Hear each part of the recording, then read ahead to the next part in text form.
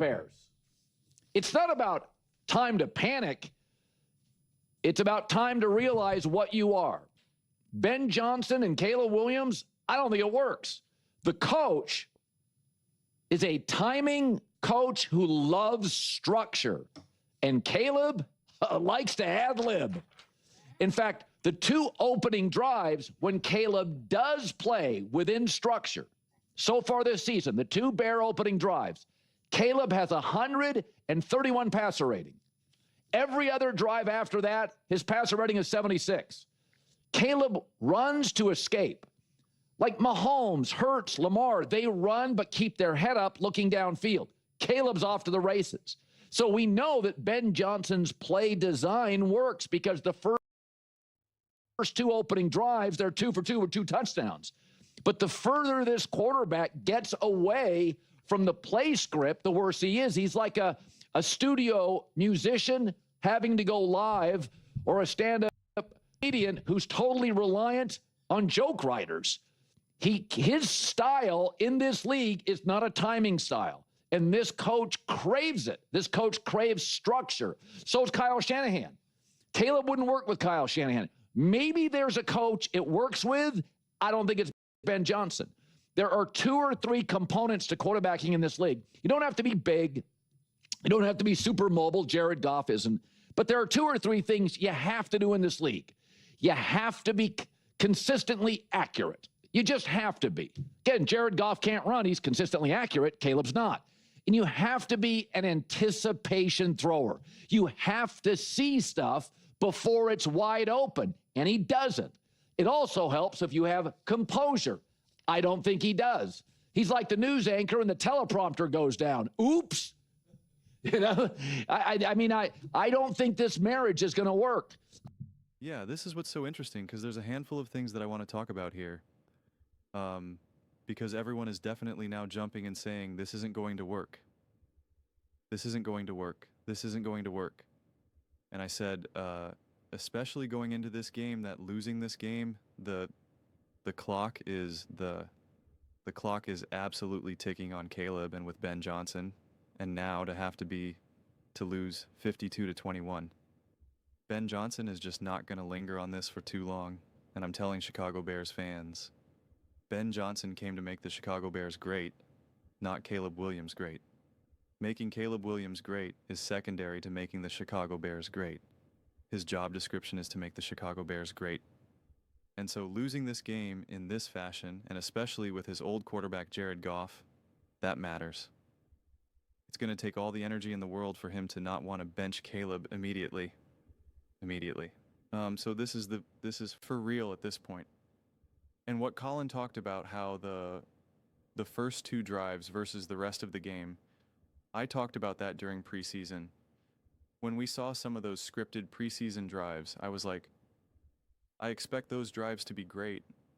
It's everything else that I need to see. And now, everything else that I'm seeing has not been great. Hasn't been as bad as everyone wants to try to make you feel. It's not all doom and gloom, but it's not great. And there's that one key moment too where the broadcaster's talking about, you need to be a distributor. You need to be a point guard, not a shooting guard. And then what does Caleb do? Like literally as he's finishing that thought, he throws a wild interception, and the commentator multiple times throughout the broadcast was just like he didn't know what to say. It was just like, that's just not a throw you can make. And when you see a commentator kind of stumble over those moments, it's because it's such an elementary and such a bad decision or such a bad throw that you're just like, oh God, what do I even say in this moment? It happened with Collinsworth yesterday with the Minnesota Vikings. He was just like, that's just not good football by J.J. McCarthy. You could tell, because nobody wants to speak badly about these players. And again, I'm not telling you that Caleb has been this awful quarterback. I'm just reaching the conclusion that it doesn't necessarily fit with Ben Johnson, which I had my concerns during the offseason. When I started to realize exactly the type of coach that Ben Johnson is and how it may not work with Caleb Williams. But then there's other little stuff where I'm just like, well, Ben Johnson, the 4th and 1 call. Don't know why you're doing that. Why you're going for on 4th and 1 like at that moment. Like, I mean, defense was playing well in the beginning. Like, there's other little things.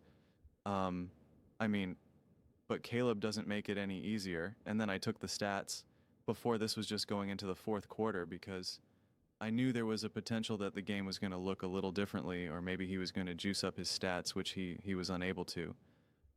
But he was 17 for 27, 190 yards, 2 touchdowns, 1 interception, 93 passer rating, 7.1 yards per attempt, 4 sacks, 5 carries for 27 yards rushing, and you were down 45 to 14. And they were able to run the ball too. 19 carries for 98 yards rushing, 5.2 yards per carry. I mean, listen, I know the Lions offense was obviously on 1, but it's so perfect that the Bears played the Lions in this way because you could see Jared Goff and you could see some of the special of Caleb Williams, some of his escapability, how he was using his legs, all of that. And that's what we always talk about, these quarterbacks being so talented with their mobility and their ability to throw in the run and this and that and escape the pressure. That's what makes a special quarterback. That's what makes a great quarterback. Well, we saw Jared Goff being unable to do any of that stuff. When it comes to athleticism and athletic talent, Jared Goff and Caleb Williams aren't even close. It's not even close. I'm confident that I can do a ladder drill better than Jared Goff. Okay. But yet, Jared Goff can light up the scoreboard and put up 52. He can absolutely have a field day. Okay? He can go 23 for 28, 334 yards, 11.9 yards per attempt, 5 touchdowns, and a 156 rating because he knows how to throw accurately. He knows how to play within time and in rhythm. He's an elite passer of the ball. He's not an elite quarterback, but he's an elite passer of the ball. And then there you go. He can hit 8 different receivers. He controlled the line of scrimmage.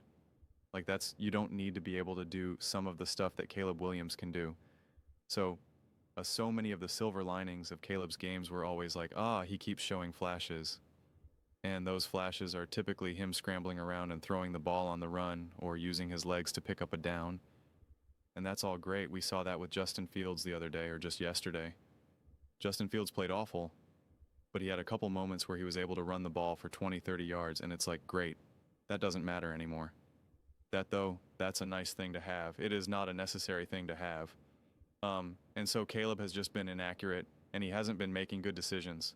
Now, I told you guys that I expected the beginning of the season to not be perfect for Caleb in this offense because I said we're punting year one. We're punting year one because it was such a mess, and it's all about, are you getting better throughout these weeks? But I just sense that Ben Johnson is not going to have the patience to really develop a Caleb Williams. I'm not getting that sense, and the team doesn't look at that guy's face. He's not happy either. You can see throughout the entire broadcast, the team doesn't feel good about this. The team is frustrated. I'm not under the impression that they're all rooting for Caleb at this point.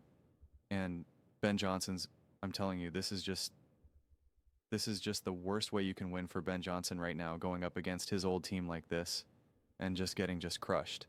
So it's going to be interesting. Things are going to continue to get weird and weird fast, especially when you saw what the Minnesota Vikings did to the Atlanta Falcons. I mean, it's just Michael Penn was smoother.